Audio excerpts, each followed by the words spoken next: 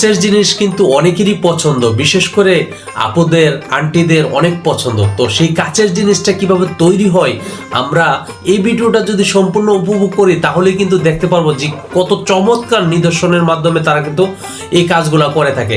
চলুন উপভোগ করি।